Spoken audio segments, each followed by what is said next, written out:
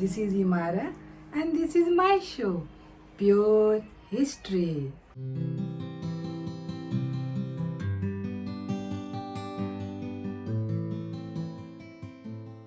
आज का शो शुरू करने से पहले आज फिर मैं एक शेर अर्ज करना चाहूँगी। मुलाहिज़ा फरमाइए प्लीज़। वो आए और उनके आने से मेरा चेहरा गुलाब सा खिल गया। उनकी ज़रा सी आहट से मेरे दिल की धड़कनों को साहिल सा मिल गया। हम तो इस इंतज़ार में बैठे थे कि शायद कोई ना कोई मंजिल मेरे पास भी होगी, पर ये क्या, मेरे हर एक कदम को एक नई मंजिल मिल गया और इसीलिए मेरा चेहरा गुलाब सा खिल गया। मैं आज कोई महबूब या महबूबा के बारे में बात नहीं कर रही हूँ। मैं नए साल के बारे में बात करने जा रही हूँ। नया साल किसी महबूबा या महबूब से कम है क्या? नहीं। हर इंसान नए साल का इंतज़ार करता है और बहुत ही धूमधाम से जश्न उल्लास से मस्ती में नए साल को मनाता है और 31st नाइट मनाता है। तो मेरे दिमाग में आया क्यों नहीं मैं इस पर रिसर्च करूं कि लोग नया साल क्यों मनाते हैं, नया साल मनाने की शुरुआत कब हुई और कैसी हुई। तो मैंने रिसर्च किया। तो मैं तो इतिहास की बातें करती हूँ, इसका हिस्ट्री क्या है, इसका इतिहास क्या है। तो मैं बताने जा रही हूँ कि जब दुनिया बनी थी तो लोग धीरे धीरे डेवलप होने लगे, यानी historical period, pre historical period, modern period, new modern period, बहुत सारे पीरियड हिस्टोरिकल पार्ट को डिवाइड किया गया है जिसके अंदर हिस्ट्री के बारे में बात की गई है। तो मैं बात करने जा रही हूँ प्री हिस्टोरिकल पीरियड में लोग कैसे जानते थे कि ये समय है और ये दिन है और आज ये है और आज नया साल है। तो उन लोग जब माइंड डेवलप हो गया, लोग जानने लगे, पढ़ना लिखना भी आ गया, तो लोग सबसे पहले जो है एग्रीकल्चर से अपने नया साल मनाते थे। यानी बारले की खेती होगी तो ये महीना होगा, गेहूं कटेगा तो ये महीना होगी, या चावल होगा तो ये महीना होगा। यानी वैरायटीज़ ऑफ एग्रीकल्चर, इस तरीके से वो लोग अपना नया साल मनाते थे और महीने का नाम भी रखते थे पुराने ज़माने में, यानी हिस्टोरिकल पीरियड में। फिर धीरे धीरे लोगों का माइंड और भी डेवलप हो गया और लोग आसमान, तारे, चांद, सितारे सब की बात करने लगे और सब कुछ वो जानने लगे कि ये क्या है। तो उस वक्त से ही लोगों को एस्ट्रोनॉमी, एस्ट्रोलॉजी यानी कि ज्योतिष शास्त्र विद्या का ज्ञान हो चुका था। ये सारी चीज़ें रोम में यानी ग्रीक में सारी चीज़ें लोग जानने लगे थे कि ये चीज़ें क्या है। तो सबसे पहले उन लोगों ने इन चीज़ों के ज़रिए ही, यानी सबसे एग्रीकल्चर से पहले उन लोगों ने अपने समय देखे। उसके बाद उन लोगों ने चांद और तारे, यानी कि उनकी शुरुआत ऐसे हुई कैलेंडर की कि जब एक वक्त आता है जब रात और दिन दोनों बराबर होता है। साल में 2 बार ऐसा होता है, यानी कि जनवरी महीने में नहीं, मार्च के महीने में एंड सितंबर के महीने में ऐसा होता है जब रात और दिन दोनों बराबर होता है। इसी वक्त शायद बहुत सारे ब्लैक मैजिक का भी काम होता है। मैं इसके बारे में बात नहीं करने जा रही हूँ क्योंकि मैं तो कैलेंडर और नए साल के बारे में बात करने जा रही हूँ। एस्ट्रोलॉजी, एस्ट्रोनॉमी और ज्योतिष शास्त्र के बारे में मैं बात नहीं कर रही हूँ, पर मैं बता रही हूँ। इसको कहते हैं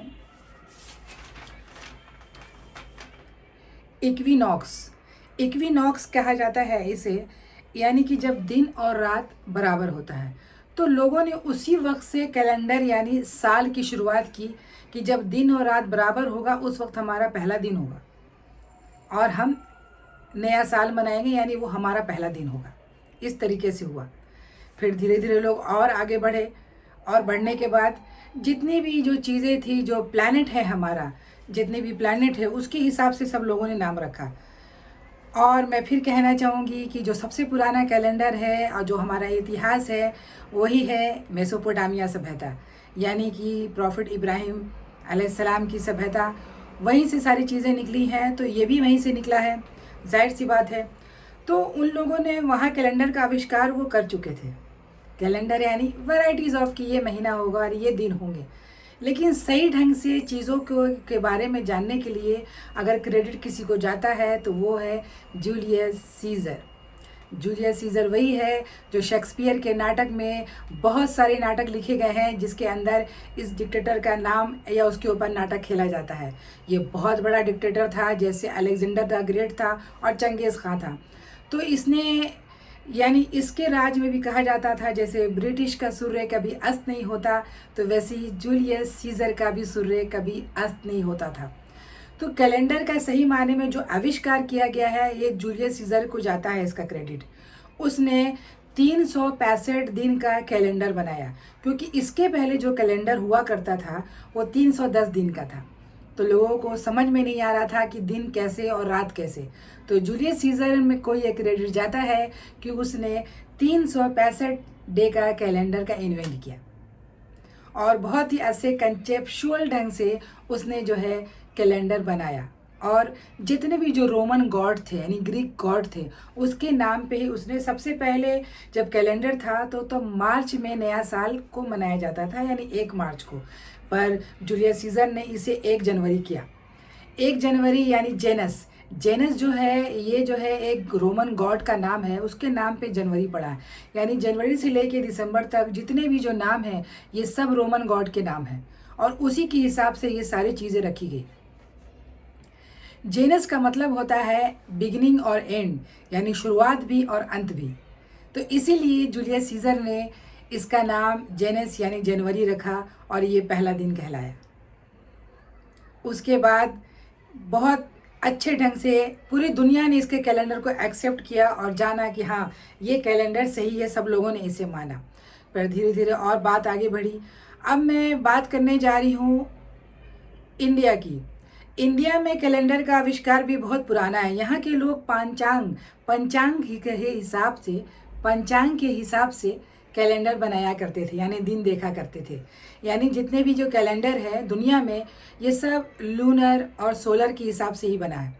ज़्यादातर सब चंद्रमा के हिसाब से बना है कि चंद्रमा कब जाती है, कैसे घूमती है, क्या ग्रह है, यानी चंद्रमा के हिसाब से सारे कैलेंडर बनाए गए हैं। तो इंडिया में जो है कैलेंडर का आविष्कार जो किया है वो है हमारे राजा सातवाहन के राजा। उनके राजा का नाम है किंग शालिवाहना, यानी सातवाहन डायनेस्टी जो थी, सातवाहन डायनेस्टी के राजा थे, ये महान राजा थे। इन्होंने ही कैलेंडर का आविष्कार किया था इंडिया में, जिसका नाम था साका संवत, साका कैलेंडर। इंडिया में 2 तरह के कैलेंडर मनाए जाते हैं, एक है साका संवत और दूसरा है विक्रम संवत। तो जो हमारा इंडिया का नेशनल कैलेंडर है मैं आप लोगों को बता दूं, उसका नाम है साका संवत। यानी शाक्य डायनेस्टी पर जब इसने अपने को फतेह हासिल किया था तो ये कैलेंडर बनाया गया था। ये हमारा नेशनल कैलेंडर है और इसका पहला महीना चैत से शुरू होता है, चैत्र से। लेकिन मैं बता दूं जो विक्रम संवत कैलेंडर है उसका महीना दिवाली से शुरू होता है। यानी कि जब भगवान राम अपना 14 वर्ष वनवास पूरा करके जब अपने शहर अयोध्या लौट रहे थे तो पूरे शहर के लोगों ने दिया जलाया और दिवाली मनाई और उसे नया साल मनाया, यानी पहला दिन उससे शुरू होता है। तो दुनिया में इतने सारे रिलीजन, इतने सारे कस्टम, इतना ज़्यादा कल्चर, तो सबके अपने अपने ढंग हैं मनाने के। अब जैसे मुस्लिम में 622 ईस्वी हिजरी से पहला हिजरी कहलाता है। यानी जब हमारे प्रॉफेट मोहम्मद सल्लल्लाहु अलैहि वसल्लम पहली बार मक्का से मदीना गए तो उसे पहला हिजरी कहा गया और कैलेंडर की शुरुआत की गई 622 ईस्वी में, और वो मुहर्रम का महीना था। तो इसीलिए हमारे यानी कि मुस्लिम में मुहर्रम को पहला महीना यानी नया साल मनाया जाता है। पर पूरी दुनिया नया साल 1 जनवरी को क्यों मनाती है? क्रिश्चियनिटी भी आ गए, यानी क्रिश्चियन लोग जो है 25 दिसंबर के बाद फिर नया साल मनाते हैं। पर कैलेंडर का आविष्कार तो यानी एडी और बीसी के हिसाब से हुआ। एडी यानी आफ्टर डेथ और बीसी यानी बिफोर क्राइस्ट। तो मैं आपको बता दूं कि क्रिश्चियन लोगों ने इसे इसलिए 25 दिसंबर के अलावा इसे 1 जनवरी को इसे मनाना शुरू कर दिया। पर कहानी इसकी नहीं है, फिर दिन और बढ़ता है। तो सही ढंग से अगर इंडियन कैलेंडर का फादर ऑफ इंडियन कैलेंडर कहा जाता है तो हमारे राजा किंग शालिवाहना को जाता है। ये हमारे फादर ऑफ कैलेंडर हैं, इन्होंने बनाया था।